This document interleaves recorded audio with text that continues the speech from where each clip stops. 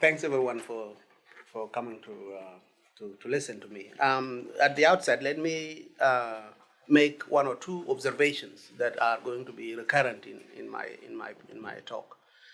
One is that there has been a rather steady political culture in sub-Saharan Africa throughout the years of the Cold War and all the way to the present.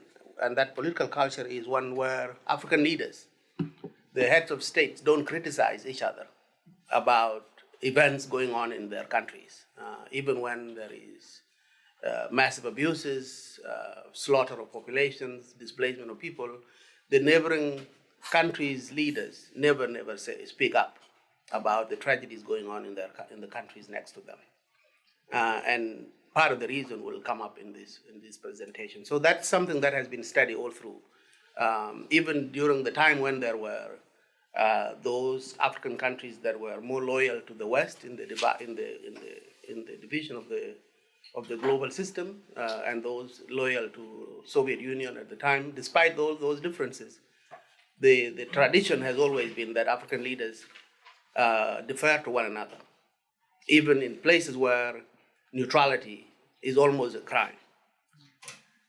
So that's one observation. The other one is that most conflicts that are occurring today in what is sometimes referred to as Black Africa are what are called civil wars or intra-state wars.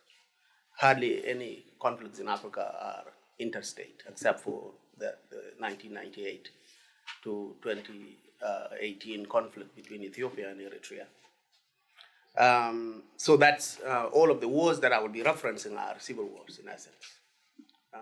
If you take the word civil to be included in the same sentence with war.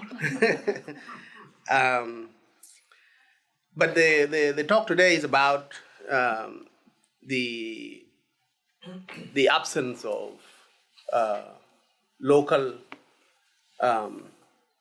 African initiatives and the effort to end some of these conflicts in Africa, whether you are talking about the war that ended in Angola or the war in Mozambique, the more recent wars in Sierra Leone and Liberia, and the ongoing one in Sudan and Central African Republic. This was the effort to mediate and try to settle them is often a function of Western countries, particularly the United States, United Kingdom, Norway, and others that take up the initiative to try to mediate these conflicts. And of course, this mediation is usually from the point of view of these European or Western European countries, Western world countries, injecting their own historical experiences into the effort to end the conflict. So that means the perspective on African conflicts and the concept of mediation is taken off from the point of view of Western historical experiences and hardly about a good understanding of the unique historical circumstances of Africa. So the practice of mediation is almost always involving diplomats from the West, always relying on funding from the United States and the United Kingdom and Norway. In the case of Sudan and South Sudan, these countries have now become known as the Troika. And those are the usual suspects when it comes to efforts to resolve conflicts. Of course, the difference may be, the exception may be countries that are Francophone, African, like Central African Republic or Cote d'Ivoire a few years ago, where France is a lot more influential given its own historical and colonial history in those places. But there is always very little diplomatic pressure and financial contribution from within the African continent towards ending these conflicts. Despite the presence and vocalness of continental bodies such as the African Union Peace and Security, they always talk, but they have not exercised the same pressure that the United States might bring to bear on warring parties in a given country. ECOWAS, Economic Community of West African States, which is a regional trade organization, was also very visible in the Cote d'Ivoire war and ending the war there.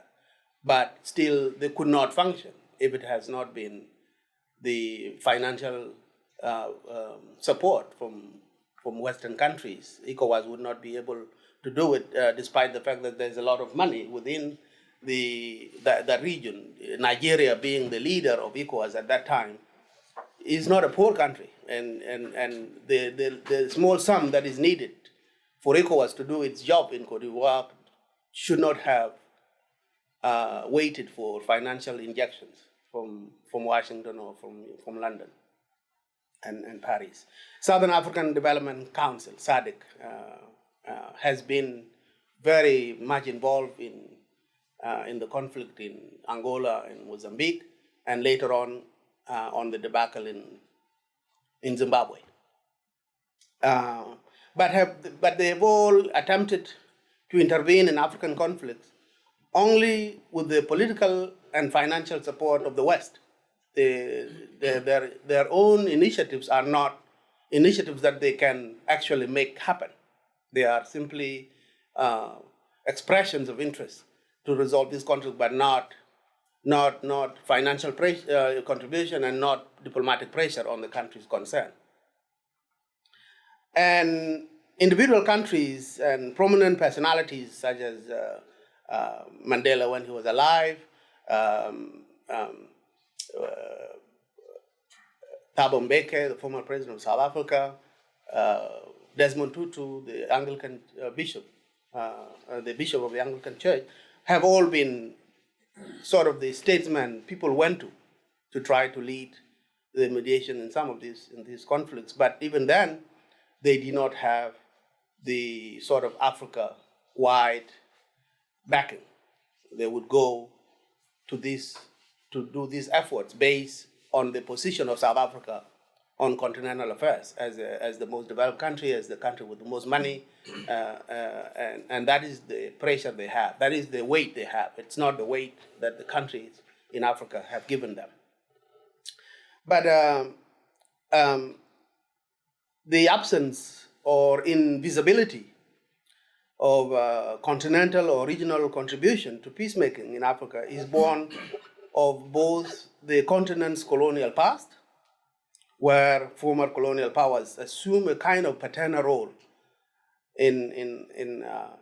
over former colonies, and the contemporary regional geopolitical considerations. Many African countries that are living next to countries in war, like say Uganda and Kenya being next to South Sudan, have to weigh their own interest, whether South Sudan at war is better economically to them, or South Sudan at peace is better to them.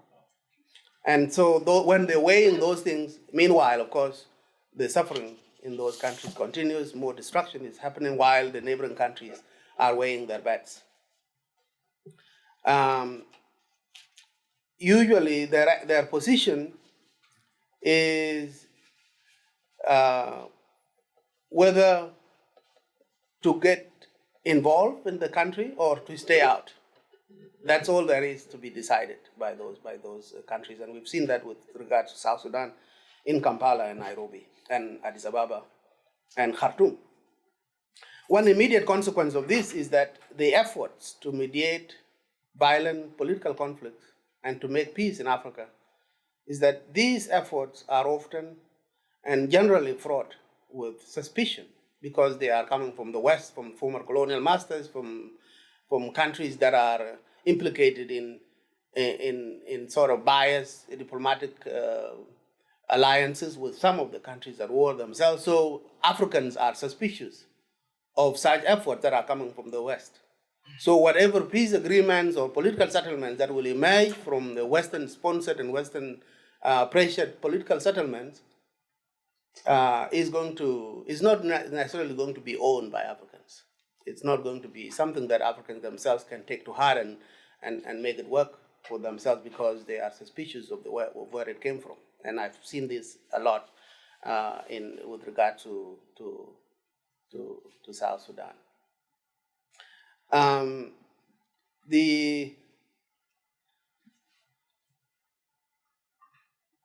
The other reason, the other consequence of Western mediated settlements, of course, is that they create an atmosphere where African leaders take sides, and they often take sides with the government. And you know the conflict are civil wars, right? So it's state actors versus non-state actors. And those terms are also problematic, right? Because who says one is non-state and the other is more? These words that political scientists, international relations, anthropologists, and social scientists of all sorts use and there is a debate on what is in the name. If you call some people non-state, you are making them fight even more to become state and unwilling to seek settlement. So that's just aside. But my point is that when African leaders favor one side to the conflict, because of what I said earlier, African leaders don't really criticize other African leaders. They simply side with the government, especially in an area where the mediation is coming from the West. They will say that they will make claims for sort of Pan-African nationalism. Sovereignty is usually thrown about when the United States or UK is trying to intervene in a conflict. The leaders in office at that particular time will invoke the idea that this is a sovereign country, we can decide what we decide for this country. These attitudes have always frustrated the attempts by Western countries to bring an end to an African conflict, as African leaders and governments refuse to criticize each other, often in the names of solidarity against Western criticism. Even as it is an African country that is at war, the African leaders are usually quick to criticize an outsider who is coming to trying to mediate. On top of this, mediation efforts in African conflicts have been plagued by two additional interrelated and intricate issues. One is the nature of conflict itself in Africa. The most ubiquitous characteristic of African conflicts, from Southern Africa all the way to even in some parts of North Africa, like now what is going on in Egypt, these conflicts are multi-layered.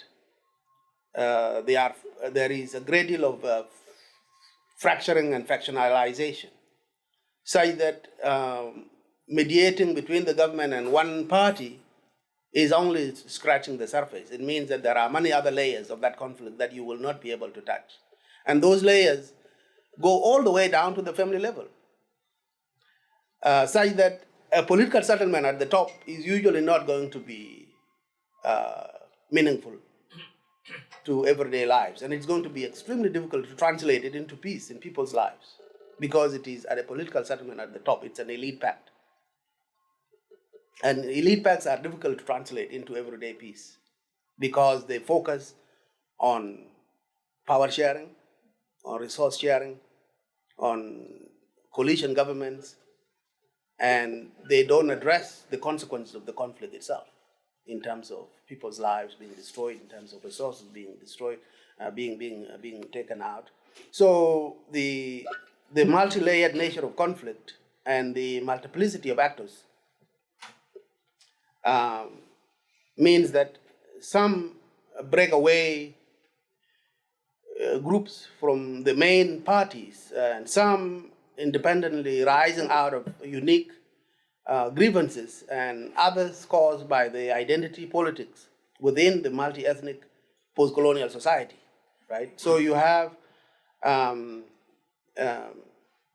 these communities that make up political entities, political parties that are rooted in ethnicity as well.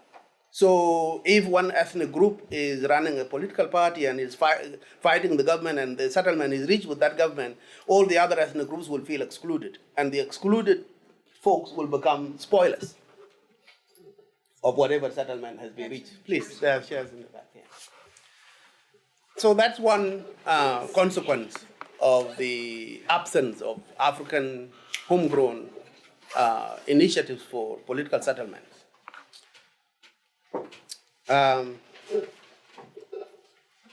The second is the sort of new liberal approach to mediation and conflict resolution.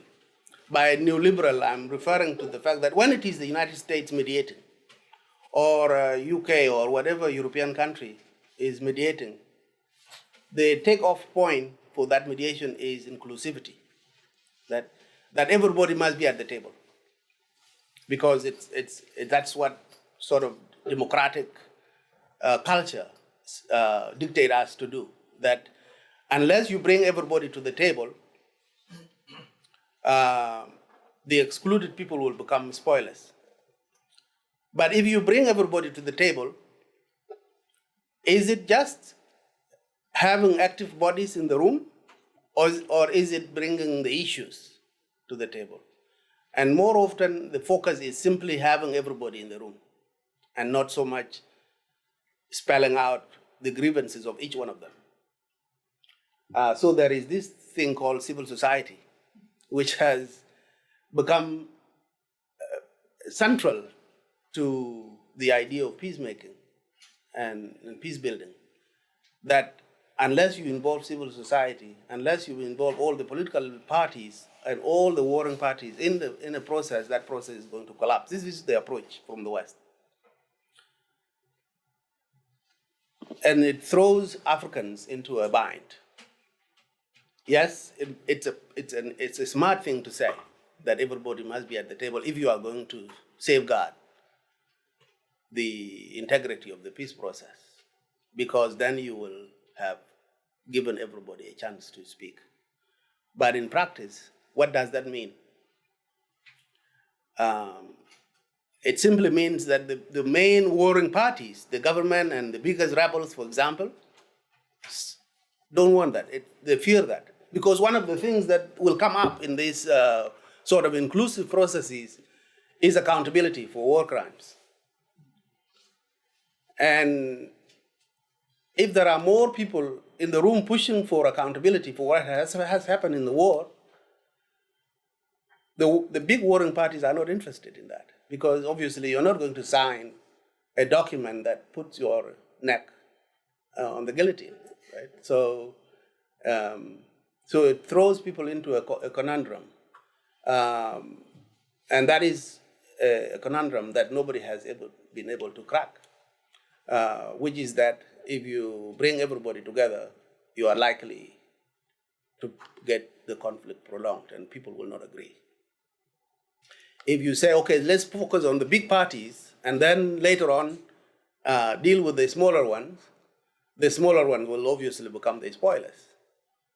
So where do you go with this conundrum? It has been suggested. Even some people have been so frustrated as to say, well, then it's better to give war a chance. Let them fight until somebody loses and somebody wins. Right? Because otherwise, what do? You insist on bringing everybody, and everybody has a grievance. And that grievance must be addressed in the peace agreement. And the peace agreement become too gigantic to be implementable, including the demand for accountability. And there are terrible things that have happened in the war, horrible things that must be addressed. So, for example, the issue of justice becomes a challenge to any kind of peace mediation. If you don't give justice to people who have suffered in the war, they will not become party to the resolution, and they will always want to get justice. If they don't get it through the courts and through the international system, they will get it through the arms. They will go back to the bush. So then you are stuck. And this, I say that perhaps if there is an African initiated mechanism, it would not focus so much on having everybody present, and it would not put the issue of justice ahead of a settlement, but would try to account for everyone, to understand exactly what everybody wants, because what everybody wants in the end is how the war itself is going to be remembered. And everybody says the war is going to be remembered by who won and who lost. Where in fact, the war is remembered by the wounds it leaves in people's hearts, on people's bodies, and in people's memory. And perhaps a better researched, homegrown philosophy will identify how these memories of war are going to be dealt with once the conflict is over. Even if you say, let's have a political settlement among the top political leaders, political parties, just have a settlement. Let the guns go silent. And then all these other issues, we will address them, because what has happened in these conflicts in Africa, what I have seen is that the implementation itself is a kind of negotiation and renegotiation of that peace settlement that you have reached. So reaching it between two parties and excluding everybody else is not the end of the world. Because then the implementation will ensure that everybody else has been brought in by saying that we know what has happened to you. We know the destruction that has happened. We know the people that have been killed. We know how you remember this war, and we will try to commemorate this war by implementing some of the some of these things, including the reconstruction of the country. What has happened, because peace settlement is Western, the reconstruction is Western. And the reconstruction is always about restoring the infrastructure that has been destroyed. It is about building state institutions. It is about reforming the military and professionalizing it and unifying it, making sure that armies are rebuilt and integration is done and all of that. Well and good, because you need a state. You need the state structures. You need infrastructure, because you need roads, you need electricity, and you need all of that. But what is not included in Western reconstruction programs is reconstruction of the people themselves, if you wish, right? People have been traumatized. People have lost their loved ones. There are mass burials somewhere. There are disappeared people. And there is those wounds that I was talking about. And the most visible wounds in African conflicts is the ethnic relations. So in the Kenya's 2007 post-election violence, what that left behind was the wreckage of relationships between the Kikuyu and the Kalenjin and the Luo and all of that. And so if you were going to rebuild a country that has gone through war, like South Sudan, which was the longest war in Africa by the time it ended, it was the most destroyed piece of land on the face of the planet since Second World War. If you are going to rebuild such a country, and you are only focusing on infrastructure and on state institutions and excluding rebuilding the sense of collective belonging to that political entity, then of course you are sowing the seeds of the next war. And that is exactly what has happened in terms of recurrence of war in Sierra Leone, recurrent war in Liberia, recurrent war in Angola and Mozambique. All these places is because you leave the gap of rebuilding the people. So there is a dual project of state building and nation building. Another unique characteristic for African conflicts, of course, is that because they are multi-ethnic, you always have a state, but you don't have a nation. I mean, granted, most countries in the world are still struggling with those things, including our very own United States of America, about the sense of what does the state do to imbue every citizen with a sense of pride and belonging to that state. And African countries having been created in the eyes of the colonizer means that Africans, from the day they became independent and through the years that they tried to rebuild after the colonialism, is that there has been no sense of collective nationhood. And that people felt more citizen in their tribes than in the nation. And that people have to acknowledge that nations are made, they are not born. That's a phrase I borrowed from an Italian statesman when Italy had become unified in the 1870s. He said that now that we have made Italy, it is time to make the Italians.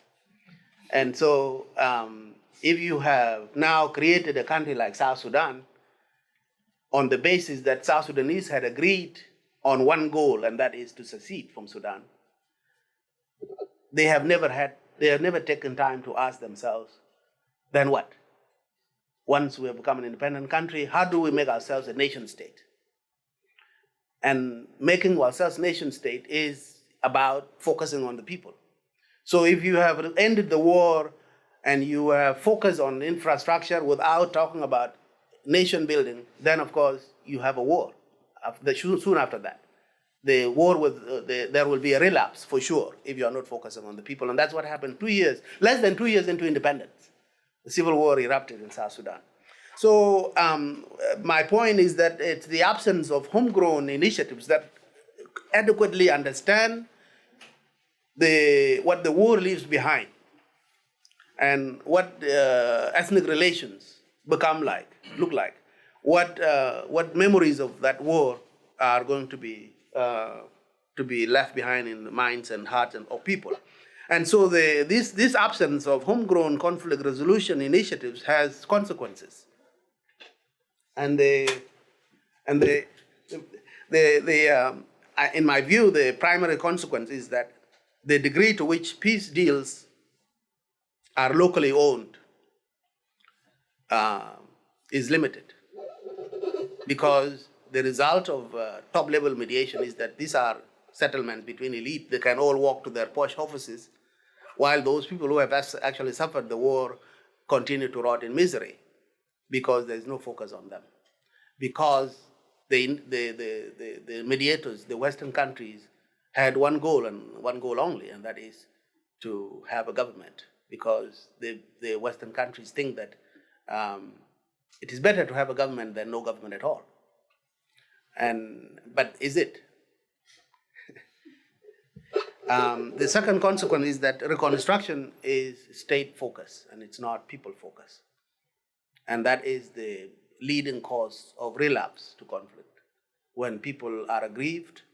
And in fact, the state becomes even more precious for those who want to seize it, because now there is stability, now there's business to be had, now there are resources to be exploited, and people will fight over them. State capture become a drive, and therefore angering those who are excluded. So the most immediate consequence of such a deal is that that country is going to go back to war. The third is that outside mediators move on very quickly to other emerging issues, as they should, because their interest in getting involved in that country has been attained. And so when they move on very quickly, and of course the world, God knows, the world is full of emergencies that will propel some of these leading countries to move on to other things.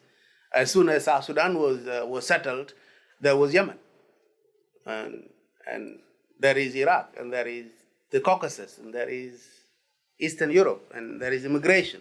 And the Sudanese state, which has been viled and vilified by the West for so many years, so many decades, suddenly became an ally of Western Europe because of the issue of immigration. Sudan was given arms to stop Africans from moving through the western part to go into Libya and then on into the Mediterranean. So they said, here is the arms, here is the money, stop the immigrants. Well, the Sudanese government didn't stop the immigrants. They went and used those guns to fight their own local wars and committed even more killing of their own people. So the moving forward very quickly is a thing. Countries do it. And that means the settlement that you have just reached has no grantos. Has nobody saying, oh, but you didn't implement this article, but you didn't implement that article, but you didn't repatriate the people. You didn't provide the services so that your people feel that this peace means something for them.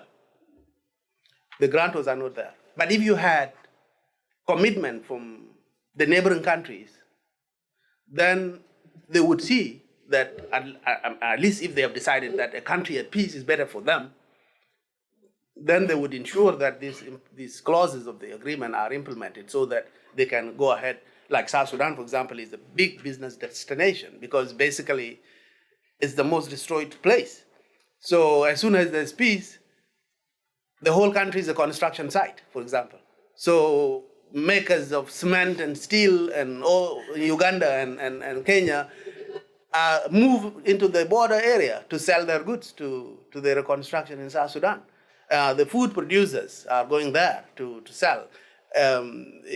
Even the used clothes industry, which is very, very big in East Africa, courtesy of Salvation Army. No, I'm just kidding. But there is a lot of used garment that goes into East Africa, and people are complaining that it is suppressing local industry.